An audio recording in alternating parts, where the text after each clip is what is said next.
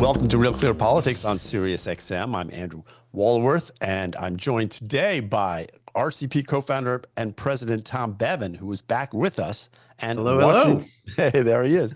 And Washington Bureau Chief Carl Cannon. So, gentlemen, Pete Hegseth was on the hot seat today. He testified before the Senate Armed Services Committee, auditioning for the job of Secretary of Defense. It was really the kickoff to a round of Trump nominees who will be appearing before the Senate, some 13 in all this week. Here's a little bit of Pete Hegseth's opening statement. When President Trump chose me for this position, the primary charge he gave me was to bring the warrior culture back to the Department of Defense. He, like me, wants a Pentagon laser focused on lethality, meritocracy, warfighting, accountability, and readiness. So, Tom, you could hear at the end there, a protester was being dragged out of the hearing, but that's the way it started. How do you think it went, and how do you think it ended up? Well, first of all, it's good to be back. I thought I was permanently replaced. I had to give Phil some bad information, so he didn't show up today. No, look, I think Hegseth did a pretty good job today of defending his position. Obviously, he took some heat from Democrats. Some of it, I think, was legitimate. And when he was questioned about his experience running these veterans organizations, and they weren't huge operations, and he's been nominated to lead a military that has 3 million people in the Defense Department. It's a big job, and the question is whether he's up to it. Some of the other stuff about his personal life I thought was sort of out of bounds. I thought some of the Democrats' questions were kind of nasty and personal. And so, but overall, I think that he did a decent job of defending himself and his positions and tying himself to President Trump, and giving Republicans, for the most part, what they need to vote for his confirmation. He doesn't need any Democrats, and I think he's going to get Fetterman, and maybe he'll get one or two others, but he doesn't need any Democrats. He just needs all the Republicans. Yeah. Carl, what do you make of the hearing? Well, I thought that the way the Democrats decided to go after him on the committee was very personal. Tim Kaine was, and they were yelling at him. Tim Kaine grilled him over and over again, sort of shrieking about adultery. And, the mind wanders while you're watching this. I'm sure that Tim Kaine, when he was chosen to be Hillary Clinton's running mate, subjected Bill Clinton to the same withering line of questioning. Richard Blumenthal went after him for alleged, malfeasance. These two nonprofits that Hegseth ran, and they all kept coming back to, you had 50 employees. This says, 3 million employees. And there were two threads that came through the Democrats. First of all, the personal nature of the attacks. All of them, every single Democrat complained, some of it whining, and some of it just straight up, legitimate, that he refused Hegseth to meet with any of them prior. But you saw from their questionings why. It was a sort of self-defeating line of questioning. First, they said, it would have been better if you had met with me. And then they went after him, on drinking and this and that. Very personal, very, some of it ad hominem. The women on the committee focused on Hegseth's been outspoken that he doesn't want women in combat. He hedged on that a little bit today. And there's not a lot, hundreds in the Army, not thousands, but these women, the idea was that he was going to turn the clock back, and he wouldn't really engage on that. And then the other thing, though, was the Democrats were sounding like this is a management job. And Hegseth was talking about it like it's a leadership job. And so in a sense, they were talking past each other. And at one point, Blumenthal, despite himself, said, I would really embrace you. I'd endorse you to be Pentagon spokesman. That you're obviously very well spoken. And so you saw this disconnect. Donald Trump is not appointing the kind of people who've been appointed before to run the Department of Defense or half these other agencies. And you start to, and the lines are dug in. But I have to tell you, hearing the way the Democrats went after Pete Hegseth, I think it would be hard for any of the Republicans now to vote against him. They made it kind of tribal. They made it partisan. Gary Peters, who's for Michigan's the ranking Democrat on the committee, kind of apologized for the partisanship nature of it, but then blamed Hegseth, said you should have met me, and then went after him for, not ever running a big organization. So everybody to their corners. Yeah, it was sort of, I guess, predictable, but somewhat disappointing for a policy wonk like me to see that this opportunity to sort of, ask some serious questions always gets missed. There was a serious line of questioning, though, about the Geneva Conventions and his view of the rules of war fighting, which were substantive and important, I thought, and did reveal, I think, what could be a split that's coming up that's important to keep an eye on. And that is this idea that this war fighting culture that he sort of references again and again, does that mean that we take off the gloves and we, in these unconventional wars where we're fighting against an enemy that doesn't observe the Geneva Convention, are we still bound by those same rules? Tom, well, Andy, I think that's sort of Senator Hirono of Hawaii asked about that, and she could have asked this question. She didn't. She just attacked him and said, "So you favor waterboarding?" while he was still formulating his answer. But you're right. That could have been. That actually is interesting, isn't it? Yeah, no, I think Tom, I think that was sort of to me the most interesting part of what went on, and the only, I guess, that would be consequential, because to Carl's point, I think he is a good communicator, and he handled it himself very well. He stayed very cool under fire, and I think that was sort of what Trump saw in him, among other things, and it was on display. Yeah, and look, that Geneva Convention debate, I mean, reminded me of the debates that we had, post Iraq invasion in 2003, 4, 5, when we were rounding up terrorists and members of the regime there and trying to get intel from them. So maybe we'll have that discussion again. But, that was one of the things that Hegseth said is, look, Donald Trump did not start any wars while he was president, and he wants to continue that peace through strength. He's going to get us out of wars, and then the best way to do that is to make America's, fighting force as lethal and feared as possible. And that is something that I think resonates with a lot of folks, certainly a lot of Trump supporters, but I think maybe independents as well. And there has been, I think, a focus on other aspects of the military culture, the DEI stuff, and some of the woke stuff. That well, the Republican senators hit hard on that. They Tom Cotton especially, they're happy with Hegseth, and they say he'll challenge that. And well, that's what Trump wants him to do. Yeah. That's why he chose him. Yeah. I mean, that's probably the main reason that I think Trump chose him, because Hegseth has written a lot about this, and it's in his book. And he obviously he's been on Fox News a lot, so he talks a lot, and he's talked a lot about the military and the wrong turns that he feels they've made, and he's perfectly in sync with Donald Trump on that. Yeah.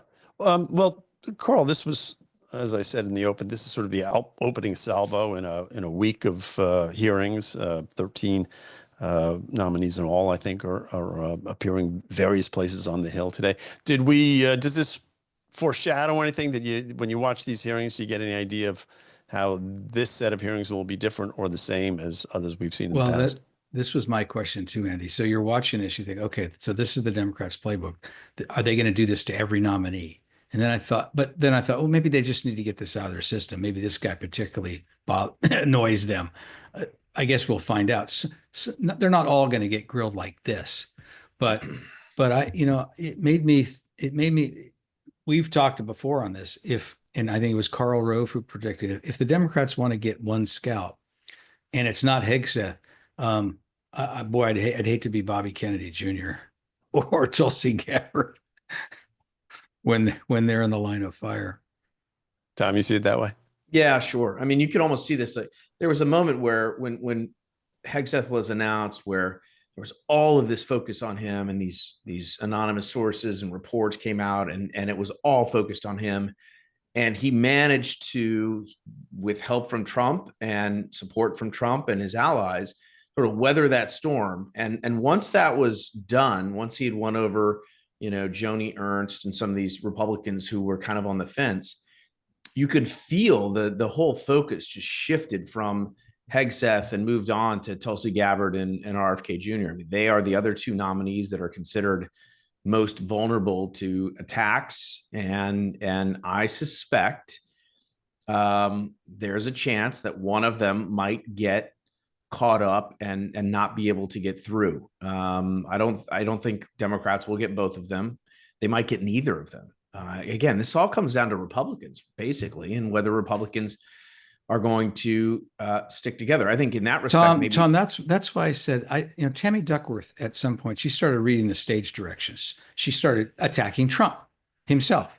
Well, that's not going to cut it, and it's going to make it hard for Democrats to oppose him. Hard for Republicans to vote with the Democrats if they're gonna just attack Trump. The most reasonable person on the committee on the Pete Hegseth hearing was Angus King. Of course, he's an independent. He actually, it was like going back in time. He actually asked questions, listened to the answer, but these things are, performance art now. And that code, that there were two demonstrators who were hauled out. One of them was from Code Pink, that Tom Cotton made a point of saying, and he's right about this, that Code Pink has become, it wasn't always that, it was a peace group. It's become a Chinese Communist Party front organization. So the battle lines are drawn, and it doesn't seem, Tom, both of you guys listen, it doesn't seem like anybody except Angus King is trying to sue for peace here. Yeah, no, I think that's a good point. And the thing about Angus King too, and he was the one who pressed him about the Geneva Convention, right. But I was thinking this when I was watching that too, was like, man, this is the generational change or split that's on display. Angus King versus Pete Hegseth, just visually, two different generations, two different approaches, and I think that's something we're going to see more of in as we go through this. I mean, some of these Trump appointees are so young and these senators are so old. It's a hard visual look for the Senate as a body, I think. Tom? Just to reiterate one more thing, going back to Tulsi Gabbard and RFK Jr. I mean, I think the reason they are more vulnerable now is again, Pete Hegseth was a conservative. I mean, he was going to win. It was pretty easy for him to win over, I think, Republicans and Republican holdouts. But there are Republicans who are skeptical of Tulsi Gabbard. They are skeptical of RFK Jr. These are Democrats, former Democrats, who have sort of entered the MAGA constellation via Trump, but they are not universally well liked among all facets of the Republican Party. And so that's where, if they lose a couple of Republican votes on the Senate, it can get pretty dicey pretty quickly. So it'll be interesting to watch Republicans question them when they sit down in front of the committees. Well, guys, we're going to have to take a quick break. You're listening to Real Clear Politics on Sirius XM. I'm Andrew Walworth. I'm here with Carl Cannon and Tom Bevan, who's back with us. It's like riding a bike, baby. Right. It's good to have you back, man. Hey, don't go away. We'll be returning after this. Welcome back to Real Clear Politics on Sirius XM. I'm Andrew Walworth. I'm here with Tom Bevan and Carl Cannon. And Carl, Jack Smith released volume 1 of his report on the Justice Department's investigation into Donald Trump. This volume dealt with the charges surrounding elections interference. And the conclusion he drew is, and this is the quote, the office assessed that the admissible evidence was sufficient to obtain and sustain a conviction at trial. So what do you make of the report? And will it have any political impact with Trump's inauguration, which is less than a week away today? The second part of your question I'll take first. It will have zero impact on Donald Trump's inauguration. And the first part, allow me a puckish aside. I am on a jihad against using the word assessed as a verb. The government does that. The FBI does it. The CIA does it. We assess that. Well, that's not even proper English. But so I'll put it in proper English. Jack Smith, the prosecutor, career prosecutor, until this had a great reputation. In some quarters, he still has a great reputation. predicts that he could have convicted Donald Trump. Well, I pointed out in my morning newsletter, I don't want to be one of those people. Mike Kelly once made fun of people at Washington dinner parties, as I was saying on the McLaughlin show, but at the risk of sounding like that, yeah, I have no doubt he could have gotten him convicted. We've seen what happens in New York when you see in these hyper-partisan times, in this Manichaean world that we occupy, you sit 12 Democrats on a jury and the defendant is Trump. Well, he's going to be convicted. Doesn't matter what the charge is. And, you know, that old phrase in legal circles, you can indict a ham sandwich. Well, you can convict one too. I'm not comparing Donald Trump to a ham sandwich. I'm just saying the system has been, the legal system has been caught up in this vortex, this eddy, this maelstrom of partisanship. Having said that, it's a 127-page report, and I would urge people who support Donald Trump to read it, because it isn't a pretty picture. And Donald Trump refused to accept the outcome of the 2020 election. Jack Smith walks through it, and he was told by people on his own staff, the people in the White House counsel's office, other people, that what he was doing was untenable and wrong and mistaken, and he had lost the election. Jack Smith thinks Trump knew this and went ahead anyway. I have a slightly different idea of how Donald Trump's brain works. I don't think he absorbs negative information that way. I think he discounts it. But, you know, all these people basically trying to prevent the Joe Biden from being ratified as the rightful winner. And you can't have a system where, you know, a national candidate will only accept the verdict if he wins. And so that's out there. I don't think it's not going to affect the inauguration. There's nothing in there that we didn't already. If you read Jack Smith's indictments, and I did the two, and then he had a superseding indictment, I read them both. There's nothing in there that's a surprise. It's a lot more detail, but it's what we think about Trump, and he's going to have to, you know, this is there. This is going to be an historical record now. Right.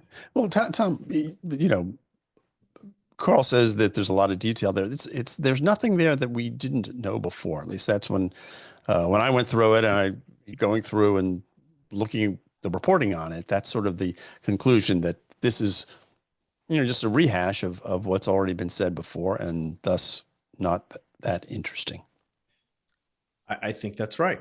And I agree with Carl. I don't think it's going to have any impact on Trump's inauguration, any political impact whatsoever moving forward. And this is sort of the final, you know, last gasp of Jack Smith and his efforts to get Trump, and are ending basically where they started, with accusations that he was never able to prove. He says he could have proved him, but I mean, that's, you know, that's like saying, you know, well, wait a minute, Tom. It's not so much. Yeah, but the stuff in the material he has in there, it's not could he prove it, because most of it's uncontested. The question is, does this constitute a felony? This charge, obstructing the election, no candidate's ever been charged with that before, no presidential candidate. It's a kind of a novel theory of the law. You're criminalizing maybe really bad behavior. And what Jack Smith is saying, and I think that, yeah, I could have gotten a conviction on this. And the only thing that stood between me and this conviction were two things. One is the Supreme Court's decision that said that almost anything a president does in his official duties can't be part of the criminal justice system of the executive branch. The constitutional remedy is impeachment. And then the second event, and Smith kind of acknowledges this, was Trump's election. You know, he's now the president. He's now in charge of the executive branch. So right. It's not that these are unproven charges. The question is, should they have been in this venue at all? Should this have been part of the criminal justice system at all? And the American people seem to have said no. Right. And I mean, on the issue of January 6th, I mean, Smith says that he thought Trump was, you know, inciting violence. And look, I've interviewed Trump. I understand he clearly, when I interviewed him, this was a year after his almost a year after the election. I mean, he clearly thought that he won that election. I mean, he truly believed that he did. The entire time, despite the fact that I'm sure he had people telling him, Carl, as has been reported, that no, you didn't win, and it was all in the up and up. Like, he refused to believe that. And he had other evidence to suggest when he looked at the numbers and Yeah, that but made Tom, him when the White House counsel tells you in no way did you win this election, and the My Pillow guy says you did, maybe you need to weigh the source a little bit. it wasn't quite like that. If you listen to Trump talk about it, I exaggerate slightly. If you listen to Trump talk about it, he talks about how he won more votes than he did the first time. He set records in South Carolina and Florida and Alabama, but not in Georgia. He lost votes in Georgia. So he had plenty of examples where he thought that there was enough funny business going on in 2020.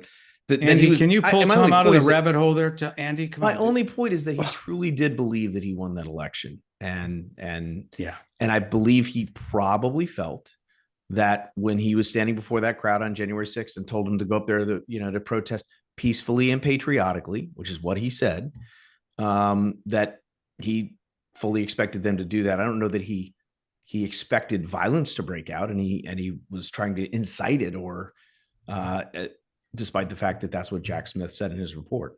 Yeah, I was going to say the one thing that struck me about the report was the length that Jack Smith went on about January 6th itself, and the sort of testimony of the people who were there, and especially the trauma suffered by the Capitol Hill police. Again, though, it begs the question, Carl, of whether or not tragic event, horrible, maybe Trump handled it improperly, but to get that to the level where it's a criminal charge. Again, I'm not saying it's a stretch, but a lot of people who've looked at this think that is a particular part of this that's a stretch. Well, that's right. I'm not a fan of lawfare. It's pretty clear if you listen to our show or watch us that. But what Jack Smith, I clearly was struck by, because this is in his report, is Trump's watching this unfold, this riot at the Capitol on television, and doesn't do anything. And there's this quote, where he says to Kevin McCarthy's begging him to get involved. He says, well, maybe they're more upset by the result than you are, Kevin. So and Jack Smith puts this in there. It reads at times like despite using the word assess as a verb, it reads like a political treatise. Right. But what Jack Smith is doing, and it's clear, is he's trying to show Trump's state of mind, that Trump could have done better that day. And I think I agree with him. Yeah, absolutely. Yeah. Right. Yeah. But there's a difference between saying sort of standing aside or waiting too long to get involved and actually inciting the riot itself. Right. I think, Carl, that's the question, is whether, it should be viewed as a political document or a legal document. And well, Andy, it's both. Okay, well, as usual. Anyway, hey, you're listening to Real Clear Politics on Sirius XM. I'm Andrew Walworth. I'm here with Carl Cannon and Tom Bevan. Don't go away. We'll be back after this. Welcome back to Real Clear Politics on Sirius XM. I'm Andrew Walworth. I'm here with Carl and Tom. So, Carl, House Speaker Mike Johnson on Monday said there should be probably conditions, he said, put on federal disaster aid to California in the wake of the LA fires. Should there be restrictions or requirements when it comes to this sort of aid? Well, look, the reason this has come up, among other reasons, is that, California had real problems just with fraud, billions of dollars worth of fraud in COVID aid. Including dispensing it to, prisoners at Folsom and San Quentin. So it doesn't come out of nowhere. But, my view of this, and I'll give it, and I've been saying this for 5 days now. Can we put out the fires first before we do the politics? Apparently not. But those fires are still raging as you and I are speaking. And the wind kicked up again today. Supposedly the sea breeze is going to come in the next few days. But look, I got a kid living there in Los Angeles, and we worry about her every night. Let's put out the fires. Then we can do the postmortem. Tom, too early to be talking about conditioning aid? Not necessarily. But look, I mean, obviously Democrats, Pete Aguilar, he's the House Democratic Caucus chair. He also happens to be from California, said they're not supporting, Democrats are not going to support that. And he said, we can have a debate and a discussion about, the steps that California is taking to protect itself and all of that. But he said this, this is disaster aid and it needs to be free of partisan conditions, is the term that he used. So we'll see. But I mean, look, I haven't gotten to comment on the fires because I was gone last week and LA burned down while I was on vacation. And I'm supposed to go there on Friday. I'm supposed to be out there. My son has a volleyball tournament. There's a big volleyball tournament, and which, as of right now, is still on. Although there are concerns about, I think they're assuming that the fires are going to be under control, so it may end up getting canceled. Who knows? But the magnitude of the catastrophe there is really hard to get your mind wrapped around, especially if you're not from that area or you don't know the area very well. And the multitude of failures. And I was listening to Michael Schellenberger was on Tucker Carlson's show, and he's been doing a great job of reporting on this. And when you actually, as is the case with many of these types of situations, it's a cascade of failures. It's not just one thing. It's 3 or 4 things that are happening all at the same time. And you put them all together and you get the sort of perfect storm, no pun intended, that leads to something that is this disastrous. And they're still not able to contain it. So I agree with Carl. I mean, the focus should be on doing everything humanly possible right now to get these fires under control and put out. But there does need to be, the aid has to start flowing as well, as soon as possible, so that these folks, and hopefully, we're going to have enough aid to help some of these folks who have lost everything. Just like the folks in Western North Carolina, who, by the way, are still struggling and still, they didn't get a whole lot of aid from the federal government either. We need to do a better job as a country, I think, at the federal level, but also at the state and local level, in terms of when something terrible happens to people in this country, we need to be able to bring the resources of the federal government and local governments to bear to help people and help them in a significant way, not just say, oh yeah, we're going to give you, $770, here's a check. And a month later, they still don't have, potable water or electricity. That's just not good enough. Right. Well, I guess I have a slightly different view on this, Carl, in that shouldn't federal aid be conditioned on something? Just in sort of, obviously it shouldn't be politically and politicized. We don't want that. But I just wonder why there was such a knee-jerk reaction to, oh my gosh, we would somehow not just give a blank check to California, is somehow, it just seems to be common sense. And it would surprise me if there weren't conditions on federal aid. It depends what you're talking about. Are you talking about getting people who've lost their homes into shelters and getting them meals? There are no conditions on that. You just got to do that. If you're talking about rebuilding the infrastructure out there, and again, these are discussions that'll take place over years, not days.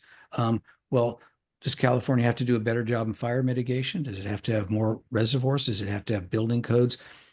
When the Northridge earthquake happened in the 1990s, if that earthquake, or a lot of people killed, I forget the number, but it was what was it, 75, 100 people. Loma Prieta earthquake that I covered in California, 144 people killed. Those earthquakes had happened in Mexico City, you had 500,000 dead, and the reason is because California knows how to build buildings that don't fall down in earthquakes.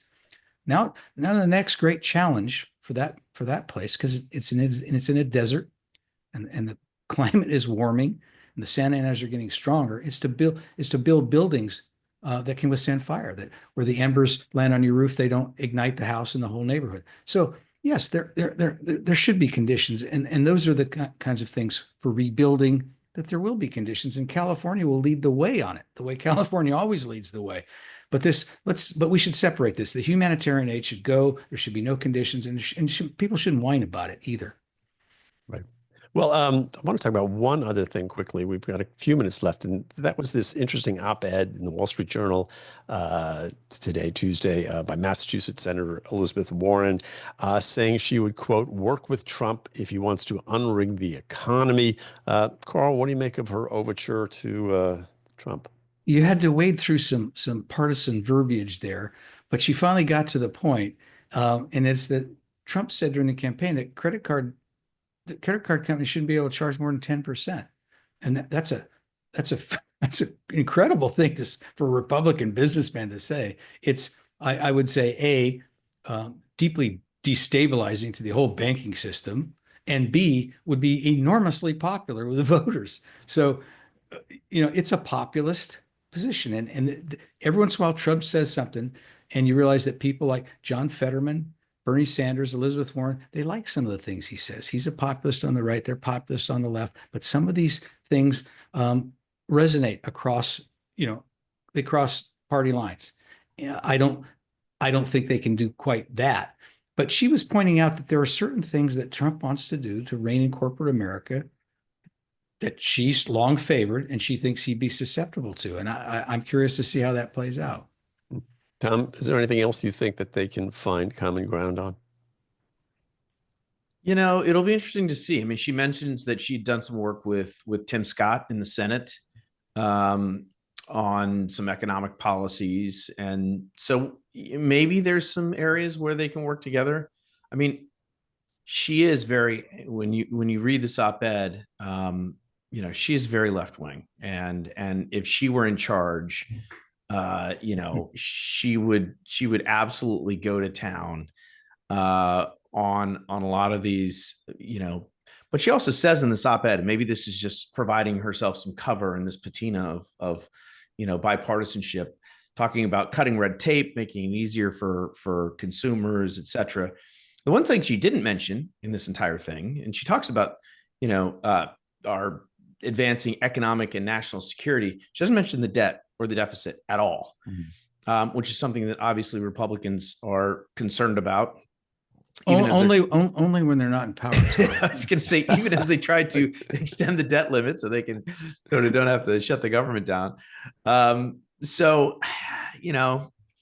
She talks about the, too big to fail banks and predicts that there's another economic crash that is coming. It's in the offing, and she might be right about that. But look, I'm not sure how much they're going to be able to get done. I'm not sure how much common ground there is between Elizabeth Warren, who is, by all accounts, one of the most liberal senators in the United States Senate, and enough Republicans to, get something right, agreed upon that they think would be good for the country and advance the country's economic interests. Well, we're going to have to leave it there, guys. Hey, you're listening to Real Clear Politics on Sirius XM. I'm Andrew Walworth. I'm here with Thom and Carl, but don't go away, because when we come back, I'm going to talk to Thom Shanker, former Pentagon defense correspondent for the New York Times, about foreign policy, and also a little bit more about Pete Hegseth's testimony today. So don't go away. We'll be back after this. Welcome back to Real Clear Politics on Sirius XM. I'm Andrew Walworth, and our next guest is Thom Shanker. He is a former Pentagon correspondent and editor at the New York Times, and he is the co-author of the book Age of Danger: Keeping America Safe in an Era of New Superpowers, New Weapons, and New Threats. So, Thom, welcome to the program. Thank you, Andy. It's always an honor to be with you. So on Monday, President Biden addressed the State Department. He took sort of a victory lap, talking about his foreign policy successes. This is one of several speeches he's going to be making over the next week. Here's a little bit of what he had to say. Overall, we've reinvigorated people's faith in the United States as a true partner. Today, I can report to the American people, our adversaries are weaker than where we came into this job 4 years ago. Just consider Russia. When Putin invaded Ukraine, he thought he'd conquer Kyiv in a matter of days. The truth is, since that war began, I'm the only one that stood in the center of Kyiv, not him. So kind of a victory lap. What'd you make of the speech, and what do you make of when you look at the legacy of the Biden foreign policy? What's your view? Well, it's interesting, Andy. Anybody who's read Aristotle's book, Rhetoric, knows the audience is just important as the speaker. And the fact that Biden went to the State Department to give this speech, I mean, the State Department is a home of the deep state that Mr. Biden's successor has vowed to dismantle. So I think that alone is interesting enough. He's saying, you career public servants are valuable. And to your very important question, I think Ukraine is probably one of those areas that Biden can look to as certainly not a victory, but as a successful effort. I mean, the U.S. sped money and arms to Ukraine. rallied the allies to do the same. And it was more Putin than Biden, but NATO is now stronger than it's been in a very, very long time with the addition of 2 members. And so that part of it, I think Biden can leave office giving himself high marks for the management of Ukraine. Of course, others people point to Afghanistan as being sort of his major foreign policy debacle, and tie that to the fact that Ukraine was invaded under his watch. So how do you view the connection between Afghanistan and Ukraine? Right. I don't think there was much that Biden could have done to prevent an aggressive authoritarian leader like Putin from trying to take a bite out of a nearby sovereign nature. Ukraine's not in NATO. Nobody wants American troops fighting. So I don't think you can blame Biden for Putin's aggression. You can only judge how he's responded to it. But you're right to use the word debacle for Afghanistan. I mean, the fact that Biden wanted out of Afghanistan, wanted to end America's longest war, is not a surprise. Let's remember that when he was vice president in the second Obama term, he was in the sit room voting to end the war then and not surge more troops in. He ran on a campaign of getting out. He fulfilled that. But to your very good point, it's not just the idea, but the execution. And nobody thinks that the withdrawal was anything but, as you said, Andy, a debacle. The U.S. left lots of allies behind, the catastrophic terrorist attack, and it could have been handled better, even on a timeline. A lot of the planners said, let's keep one large military base, Bagram, as a place where people can go and be safe and have a measured, disciplined withdrawal. But the headlong rush for the exit, I think, leaves out as a bad mark on Biden's legacy. You know, I'm always reminded, this was the Kissinger quote I remember when he was warning Nixon about getting out of Vietnam, that the lessons people would draw from the withdrawal was that, quote, it may be dangerous to be America's enemy, but to be America's friend is fatal. And I'm wondering about that aspect of the Afghan withdrawal. Did it send a signal to our allies and to our adversaries that America was, that aligning yourself with America might not be the wisest thing, and that America was a fair weather friend? Right. In that case, Andy, it's very, very true. But if you look at other places like the NATO alliance, which is stronger today, South Korea and Japan, I think, are happy and confident of their backing against an aggressive China under Biden. It's funny, you quote Kissinger, I'll quote Eric Edelman, veteran ambassador, former undersecretary of defense for policy, and co-author of a new report with Jane Harman on national defense. He used to say, the reason we get it so wrong in foreign policy is because it's so very hard. And he used a different word for very.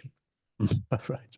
Well, you know, you mentioned that that report. It's pretty interesting. This is the Jane Harman, I guess, co-authored the report. This is from the, if I got this right, it's the Bipartisan Commission on National Defense Strategy. And in that regard, so here's Biden saying, and the quote is, I'm leaving the next administration with a very strong hand. But the report you referenced, Jane Harman's a Democrat. This is what she said. She said the threats the United States face, this came out last summer, are the most serious and most challenging the nation has encountered since 1945 and include the potential for near-term major war. The nation was last prepared for such a fight during the Cold War, which ended 35 years ago. It is not prepared today. So to that question, or that statement by Biden saying that he's leaving the next administration with a very strong hand, it sounds like even a Democrat like Jane Harman wouldn't agree with that. Andy, that's a great question. I wish we had all day to talk about it. I think what Biden would say is that his administration has left the nation postured as well as could be. Because again, the U.S. cannot dictate events all around the world. What the report says, and I really recommend it to everybody, it's one of the smartest documents on national security I've ever read, talks about how we have not one, but 2 peer nuclear rivals. That is a brand new event. It was the Soviet Union in the Cold War, and China was a very small nuclear power. The U.S. can't prevent Chinese growth in its nuclear arsenal, but how you manage it, that's what really, really matters. And other things that are beyond any president's control. You know, our oceans are no longer going to protect us. The next war is going to start here at home, whether it's by cyber attack from a foreign aggressor or terrorism. So the question is not, could these threats have been prevented? No country should have such hubris as to think they can control all world events. The question is, how have you postured your nation and its defenses? So you would argue that at least, and I don't know if you're arguing or you're saying that you're characterizing the argument made by the administration that dangerous world, we did the best we could and we managed it as well as could be expected. Exactly right. I would never dream to speak for any administration, but what you, my friend, just said is exactly what Biden and Blinken and Jake Sullivan would say. We did the best we could to posture our nation to be as strong as we can. And Jake Sullivan sort of has, and you know, this is something that people do. He has said that, you know, in the future, we will be judged differently than we are today. I'm paraphrasing, but that's basically it.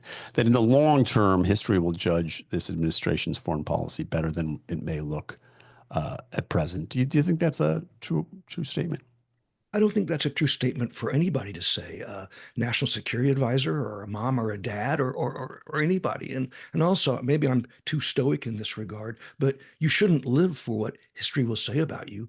You should live for what you've done in the moment today to make things better. Because people who've tried to create a legacy, it's completely out of their control. So it's a fool's errand. Well, you're listening to Real Clear Politics on Sirius XM. I'm Andrew Walworth. I'm talking with Thom Shanker. He is a former Pentagon correspondent and one of the people we reach out to from time to time to tell us about foreign policy. You know, hearings today, Pete Hegseth up there in light of the speech yesterday and you know, this question of U.S. foreign policy. How do you think? How do you think? What do you make of the hearing so far? And what do you make of Pete Hegseth? Yeah, I've been watching a lot of it, Andy, and it's so interesting. It's a bit of a cliche to talk about a split screen in politics. This went way beyond this. This was split realities. There were really, you know, the Republicans were talking about one human being who is simply incompatible living in the same space with the human being that the Democrats described. I mean, the Republicans say he's a good leader, he's a good manager, he's sober, sane, calm, the right guy. Democrats are saying he's just the opposite of those. And, you know, you and I can't judge, you know, what's going to happen. And Mr. Trump, as the incoming president, has the right to, you know, nominate anyone he wants. But one can ask the question, does he have the management skills? I mean, the largest organizations he managed have been small veterans groups that, according to the Democrats, he ran into the ground. The Republicans have defended him, but they had 50 people, 50 employees. The Department of Defense has almost 3 million uniformed and civilian employees and a budget of north of $850 billion a year. That is a massive organization that has actually troubled and stumped people with far better. I think two of the best defense secretaries of the modern era, Bob Gates and Leon Panetta. Gates was appointed by a Republican, kept on by a Democrat. His experience, he ran the CIA. He ran a huge organization. He ran Texas A&M, a massive state school. Panetta, director of the Office of Management and Budget, White House Chief of Staff, CIA Director. So just as far as management skills on a resume, Hegseth does not measure up to them.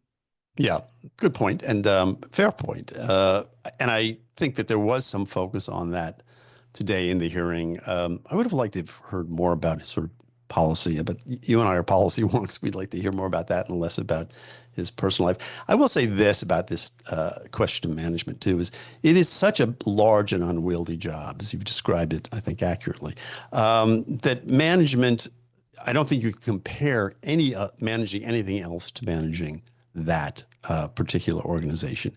And largely these people, you've been in Washington long enough to know that they aren't involved in the day-to-day management of, you know, making sure that the cafeteria has the right coffee. They are operating at a very high level, and it's a kind of a different job. And maybe just as important how you surround someone like Pete Hegseth as to what Pete Hegseth's personal responsibilities have been in the past. I would argue this. The other thing is that how he managed an organization of 50 people or 100 people has nothing to do with how he would do this job. And to sort of critique his management of a couple small organizations, I don't think it tells you much, I guess, is what I'm saying. Well, I guess it would depend on how one does judge a cabinet member for confirmation. I think you're right. The deputy defense secretary is incredibly important. And it's been a successful model when the deputy had no pretense to be the secretary and actually was the chief operating officer. It hasn't worked when both the secretary and the deputy both want to be the secretary, because then the building just runs aground. So you're right. We should look at the people around him who he chooses if confirmed. But I think that to just negate all the critique of his management skills, the votes have to be made on some grounded reason. Oh, yeah. No, fair enough. I'm not negating it. I am just saying that in this conversation that we witnessed today, I would have liked to see more questions about strategy and policy and how we're going to win these wars that he keeps talking about, and less on his personal foibles and that sort of thing. Well, if you run for Senate, I'd be happy to be your press secretary, and then you can ask those questions for us, because I agree that's very much more what I would have wanted to hear too. Right. Well, great. Hey, Tom, we're going to have to leave it there. You're listening to Real Clear Politics on Sirius XM. I'm Andrew Walworth, and I've been talking with Thom Shanker. He's the co-author of the book Age of Danger. I highly recommend it to you. That's going to wrap it up. Thank you for listening. We'll be back tomorrow with more Real Clear Politics. Hope you'll join us then. Have a great evening.